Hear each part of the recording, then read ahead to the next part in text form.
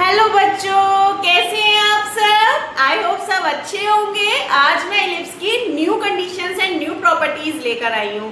देखिए ये बहुत काम की है। ये वाली जो मैंने बोर्ड पे लिखी है ये इम्पोर्टेंट है फॉर पीजीटी एंड जीआईएससी एग्जाम। ये डायरेक्ट पूछी जाएगी, इसका सॉल्यूशन भी है बट मैंने डायरेक्ट लिखी है ताकि बच्चे इसको याद कर सकें। The product of the perpendicular from foci upon an any tangent to the ellipse is equals to b square।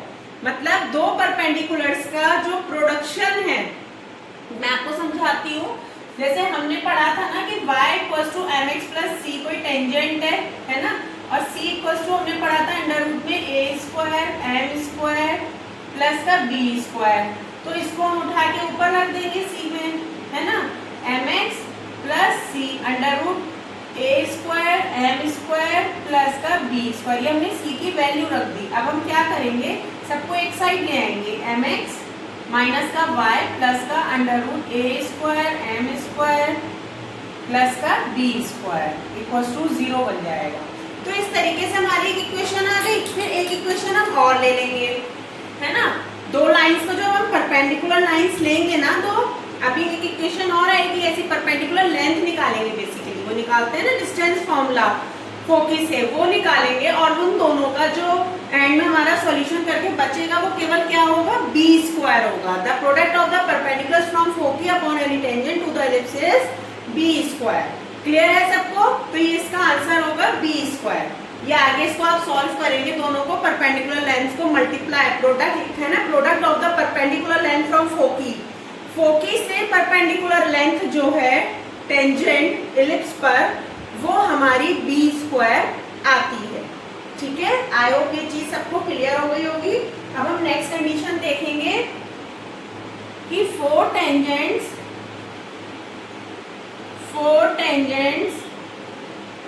Four normals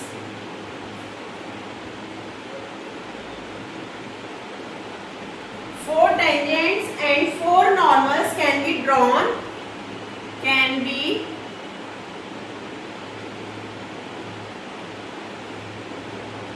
from a point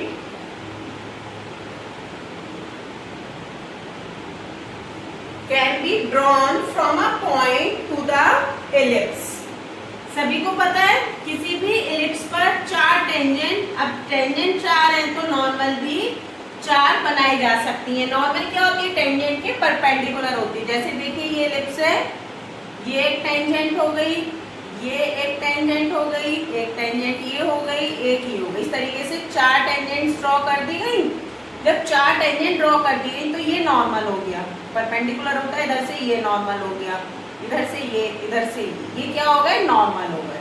तो जब चार टेंजेंट है तो चार ही नॉर्मल है। ये क्या है, टेंजेंट है।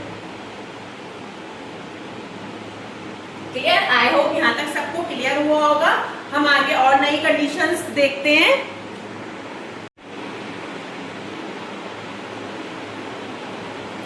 देखिए next condition, the sum of eccentric angle of conormal points on the ellipse equals to odd multiple of pi और 2n+1 पाई। मतलब जो इसेंट्रिक एंगल्स का सम है, कहां पर है इसेंट्रिक एंगल्स, कोनॉर्मल पॉइंट्स पर, इलिप्स के कोनॉर्मल पॉइंट्स पर जो इसेंट्रिक एंगल का सम है वो किसके बराबर होता है, पाई के ऑड मल्टीपल के बराबर होता है, 2n+1 होल पाई या फिर पाई।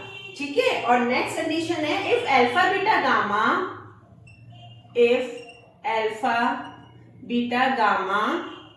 Are the eccentric angles,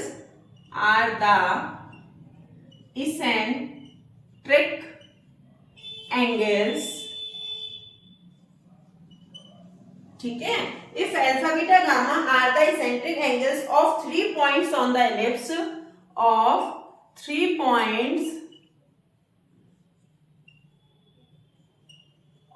ellipse,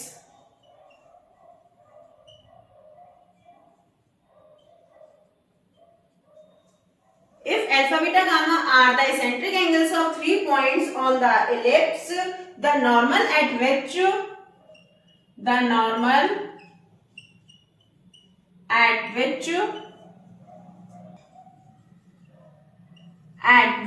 are concurrent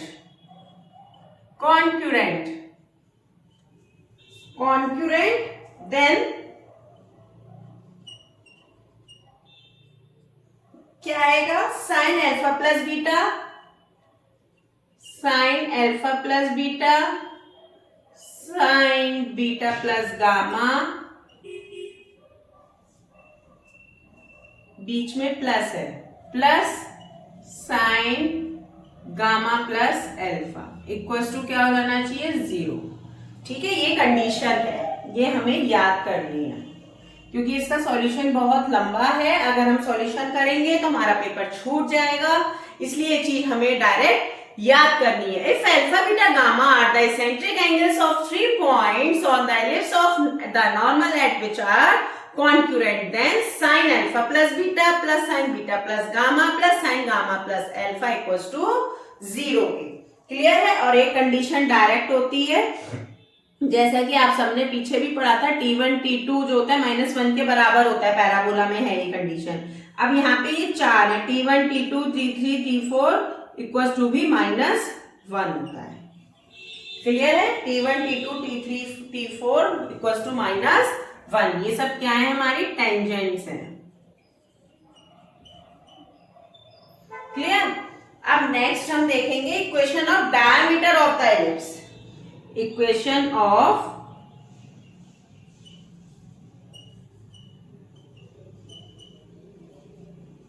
diameter of ellipse.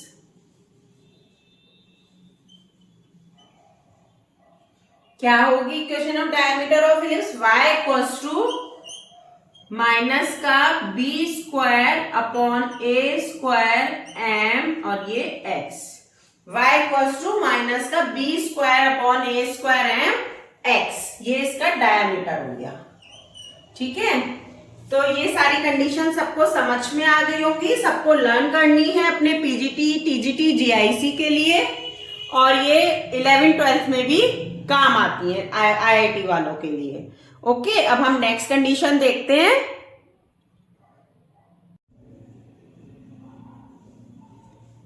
एक ये भी इंपॉर्टेंट है, equation of conjugate diameter of the ellipse. Conjugate diameter क्या होती है इलिप्स की, m1 m2 equals to minus में B square upon A square. अभी हमने डायमीटर पढ़ी थी, y equals to B square upon A square m x minus में। अब हमने कॉन्जुगेट डायमीटर पढ़ी है, m1 m2 equals to minus का B square upon A square. अब हम एक नई कंडीशन और पढ़ेंगे, focal radii, focal radii from any point, focal radii from any point SP, क्योंकि फोकस से पॉइंट तक है ना, इसलिए SP A minus EX1, A minus EX1 कब होगी, जब A बड़ा होगा B से, when A is greater than B। ठीक है, और नेक्स्ट वाली होगी SP B minus EY, X1 की जगह क्या हो जाएगा Y1, B माइनस EY1 कब होगी, when B is greater than A। Clear है इतना सबको। अब हम नेक्स्ट डायरेक्टर सर्किल की इक्वेशन तो आई थिंक सभी को पता होगी, फिर भी मैं लिख दे रही हूं। डायरेक्टर सर्किल किसे कहते हैं, डायरेक्टर सर्किल, इलिप्स के डायरेक्टर सर्किल की इक्वेशन क्या होगी और डायरेक्टर सर्किल किसे कहते हैं, तो हम कहते हैं the locus of point, the locus of point which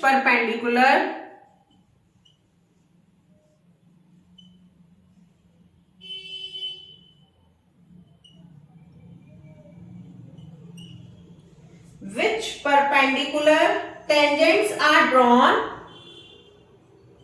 tangents are drawn to the ellipse, to the ellipse is क्या होगी, x स्क्वायर प्लस का वाई स्क्वायर इक्वल्स टू में ए स्क्वायर प्लस का बी स्क्वायर। तो ये किसकी इक्वेशन हो गई? डायरेक्टर सर्किल की इक्वेशन हो गई। मतलब ये कैसे बन रहा है कि आप क्या कर रहे हैं, दो टेंजेंट्स परपेंडिकुलर ड्रॉ कर रहे हैं। जैसे देखो ये इलिप्स है, एक टेंजेंट ऐसे जा रही है, एक टेंजेंट ऐसे जा रही है, तो दोनों टेंजेंट कैसी एक दूसरे के परपेंडिकुलर है। तो जो इस पॉइंट से, ये इसकी डायरेक्ट्रिक्स होती है, तो ये जो पॉइंट होगा इससे बनने वाला सर्किल क्या कहलाएगा? डायरेक्टर सर्किल कहलाएगा। क्लियर है सबको? ऐसे ही हमारे पास है ऑक्सिलरी सर्किल, वो अभी हम नेक्स्ट में देखते हैं। Auxiliary circle, the circle described on the major axis of an ellipse as diameter is called auxiliary circle. जो इलिप्स की मेजर एक्सिस है ना, उस एक्सिस पर, उस मेजर एक्सिस को हम क्या मानते हैं? डायामीटर मान लेते हैं। जैसे ये है मान लीजिए, ठीक है, और ये इसकी मेजर एक्सिस है, ठीक है। तो जो इसकी मेजर एक्सिस है ना, इसी को हम क्या मानते हैं? डायामीटर मान लेते हैं। तो इस डायामीटर से जो सर्किल जाएगा उसी को हम क्या कहते हैं? ऑक्सिलरी सर्किल कहते हैं। इसकी इक्वेशन क्या होती है? X square plus y square equals to A square. ठीक है, अब आज की एक लास्ट कंडीशन और देख रहे हैं, equation of tangent. Equation of tangent in different form, in different form.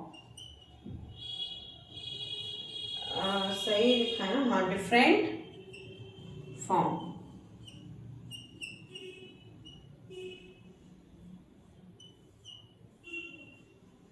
तो see, if a line y equals to mx plus c intersect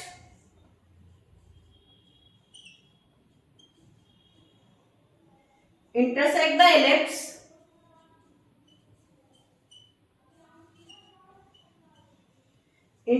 ellipse x square upon a square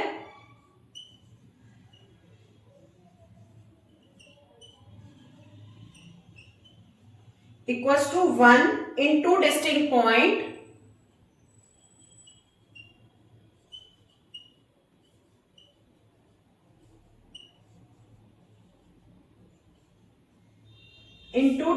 points intersect the ellipse x square upon a square plus y square upon b square equals to 1 into distinct points। तो क्या लिखेंगे? Then जब ellipse के अंदर होगी तो क्या आएगी? ए स्क्वायर एम स्क्वायर प्लस का बी स्क्वायर ग्रेटर होगा किससे? सी स्क्वायर से।